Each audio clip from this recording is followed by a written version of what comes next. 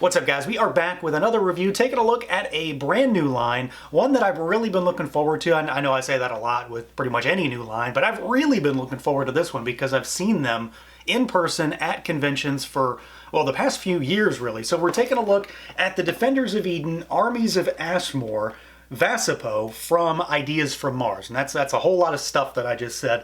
But Armies of Ashmore, VASAPO, big dinosaur dudes. So these are from Matt Rodriguez from Ideas from Mars. The Horsemen did the sculpting on this. I believe they did the production management for it as well. A lot of these figures are named after members like in the Legion's community. VASAPO is named after Joe Vasapolo from the Four Horsemen Studios themselves. So there's a lot of, relationship going on there. I've seen these guys at Legion's Con for years now. Really curious about them. I really just been excited to get my hands on these figures, so I'm really excited to take a look at this guy. Now he comes in a massive box because this thing it's a big figure. All of these figures are enormous.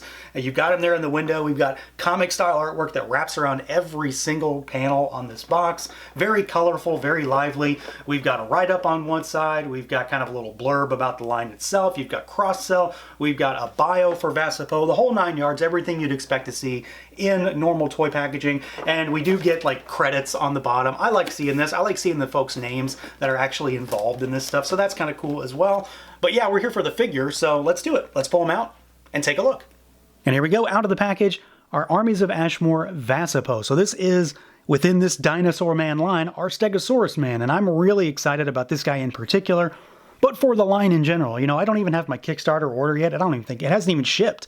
And I was so impatient, I got an extra one at Big Bad just so I could mess around with one while I wait for too many to show up. So let's get started, see what this guy can do, see how he moves around. There's not a whole lot of surprises with this kind of figure. It very much feels like a Legion's figure, not in a good way or a bad way, just that's what it is. Like, it very much feels like that kind of product. So if you're familiar with Mythic Legions, you're very familiar with the feel and the structure of this kind of figure. Now, it's not meant really in the same way to be popped apart and done all that kind of stuff over and over and over again. It's not that level, but they feel very much related. And that makes sense just because, well, they sculpted it, they helped with production. So a lot of that does feel very reminiscent, but they are obviously their own thing. So we've got a head and a neck. The neck is independently articulated, goes up really far, down really far. You've got tremendous side-to-side motion. You've got rotation on the neck and the head. They're just ball pegs, so there's a lot of range there. It helps to add a lot of character for this guy, and it's one of the most mobile areas of the figure. There are a few points on this guy that are definitely limited. We've got arms that go out. They, of course, swivel. You've got a big piece of armor on him, so it's going to get in the way to some degree, but it really doesn't get in the way unless you want him going all the way up. There is a bicep swivel, but he's got swiveling elbows too, so I'm not so sure that's all that necessary. Arms, elbows are definitely limited on this guy. Like, that's pretty much as far as they're going to go. You've got vertical hinges and rotation at the wrist. Now, for the torso, this guy can be kind of annoying because all of these plates on his back, as I just demonstrated, they're separate pieces. They could fall out, and just to manipulate him, it can be kind of a pain. So you've got some tilt side to side on there. This is also your swivel point, and he's going to go backwards and forward some. And again, I'm pulling these things out. They do kind of bug the hell out of me when I'm playing around with them. I may glue them in on mine just to stop that from happening, but you just pop them right back in. He does have some movement at the torso. Mine was actually fairly locked down when I first got him out of the box, and playing around with him for a little bit, it definitely opened up some of that range. The one thing that's kind of odd, and I'm not so sure if it's supposed to move or not, the waist itself on mine moves slightly, but doesn't really want to move. I feel like there's just a post in there, so it doesn't really matter, especially since the diaphragm cut has full rotation. Your mileage may vary on that. Maybe mine is locked up, but it didn't even want to move with much heat either. And I didn't want to really go crazy with it because, again, it's not going to add anything. Legs go out about yay far. He's got a fairly sturdy loincloth going on here. Legs go out about that far, though. They do kick backwards some. You've got a full thigh twist up there. Knees are about as limited as the elbows. Pretty much the same range there.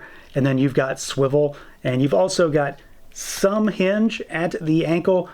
and a little bit of rocker. He's got really big flat feet, so of course that's going to kind of get in the way. But they still move fairly well. He does have a tail also. You have to put this on. It's just another ball peg. So you've got some swivel back here. You've got shimmy side to side, and then you do have a second point of articulation to kind of creak it out a little bit there. So you've got some side to side, up and down, and then a little bit of swivel also if you want to add a little bit of flair to that tail. So again, they are fairly similar in not really a good way or a bad way, just sort of what they are. Fairly similar to older Mythic Legions. I feel like specifically when it comes to like the arm and the knee range, it is kind of limited, but overwhelmingly, like they feel really good. They're very sturdy, they're very chunky. There is some good range. The shoulders, the hips going outwards, the neck, the head works really, really well, but they are very, very big, and you are going to encounter some of the hindrances you expect to see on a figure of this size with this line. Now, all that said, of course, I didn't buy this figure or any of these because I thought they were going to be the most dynamic figures on my shelf. Not a chance, not at all. I bought them because of what they are and how they look. And specifically, there's a few things about these figures that are really doing it for me just at a base level. They're big and chunky, they're dinosaur men, but they also have, if you're familiar with it, a very Dinosaurs-esque look and feel, just in a more fantasy type of setting. And if you don't know what Dinosaurs is, look it up, check it out. It was an awesome and very, I guess, in many ways unknown, or at least lesser known 80s cartoon, and a very much lesser known toy line as well. And it was just one of those things that stuck with me throughout my entire life for no reasons whatsoever. And it's really cool to sort of see that, whether that's in any way, any motivation or inspiration or not, it definitely is a factor for me being interested. There's so much about these big, chunky dinosaur men that just speaks to me in that way. And I think these look absolutely terrific. Like, they're so big. I really can't stress enough like how big these are. They have a great amount of heft to them. And VASAPO in particular, he is the lone Stegosaurus figure in this wave. There's a couple that are Triceratops kind of guys. There's an Ankylosaurus, which I should have got that first because that's like my favorite dinosaur. And then there's a Brachiosaurus guy. But this one really kind of stuck out to me because of his armor in particular, because it's a little bit different. He's got all of this armor, which does have his, the sort of spines coming through and the plates coming through as well. And they are, again, a little bit annoying because they do come off. They're all individually keyed. They only fit in one spot. So you're not going to get them wrong, but they're pretty small tolerance. So they're not in there, they will pop out. So I might glue them, I might not, who knows. But I really like the way this works. Like, I've got one here that's kind of popping out. Let's push that back in. So they're just little plates, but they work well enough. And I think they sell the idea that they're coming through his armor and that they're not part of his armor. Granted, I don't know how he gets it on with the spikes or the plates, but I'm not here to judge his fashion sense.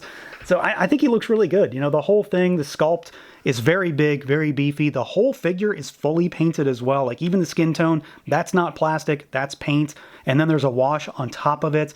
All of the armor, the bits and bobs are all painted. So he's got this kind of like very metallic blue up top, slightly more muted tones down below, little hits of orange here and there. And in general, like, I just like him. Like, that's really what it is. I like the way this figure looks.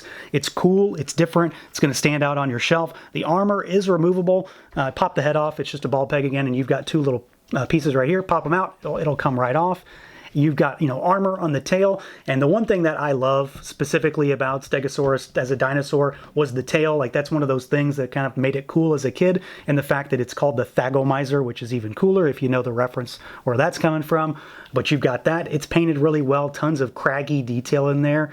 It would have been cool if maybe he had some battle damage in some ways, but I think, he's dirtied up enough that maybe you kind of get an idea that this guy has been in some battle as well. There's all sorts of scales and sort of pock marks all over the face and things like that. We do have a removable headpiece here. So this does come off. The only downside to this is that there is a hole on the top of the head. Right there. It's minor, so if you're like looking at him straight on, you really can't see it, but you're going to know it's there. It's the way that the helmet is latched onto the head, so you can have him helmetless if you want. He's still going to have this neck armor though, so maybe it doesn't work all that well, but then you can just pop the helmet back on, or the headpiece, whatever we want to call this here, and he's good to go. But I really think it's a cool looking figure. The structure, the build, the size, the heft, the paint work, the fact that, again, it's a fully painted figure from top to bottom, again, very reminiscent of Legions, but in a really good way, because that's adding to the detail and adding to kind of the wow factor and the oomph, the presence. It's not just unpainted plastic showing through. There is a lot of paint, a lot of detail, and then those metallic accents on top of this red and the blue, which is kind of a clashing color scheme in many ways, I think does work pretty well to overall sell this figure and make him look really imposing, but also have this sort of bright and vibrant color scheme up top, because he is supposed to be like a royal guard kind of guy, so he does maybe have slightly more ostentatious armor than some of the grunts or whatever you're going to have on your shelf. But I think it works really well to make him stand out a little bit more, even more so, I suspect, than some of the other figures, because he has all this armor and all of these plates going all over the place. Now, this being a new line, I think a size comparison is in order, because it just doesn't do him justice to see him with only my hands on the screen.